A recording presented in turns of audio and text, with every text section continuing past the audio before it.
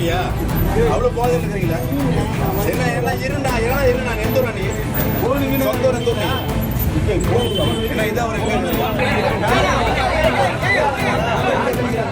நாமக்கல் மாவட்டம் பள்ளிப்பாளையத்தில் சாலையில் அங்குமிங்குமாக சென்ற லாரி ஒன்று மின்கம்பத்தில் மோதி நின்றது.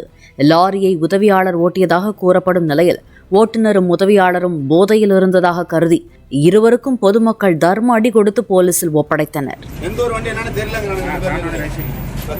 வண்டியா அவ்வளவு போதையில் இருக்கிறீங்களா?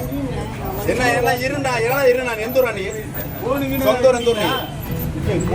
என்ன இதான்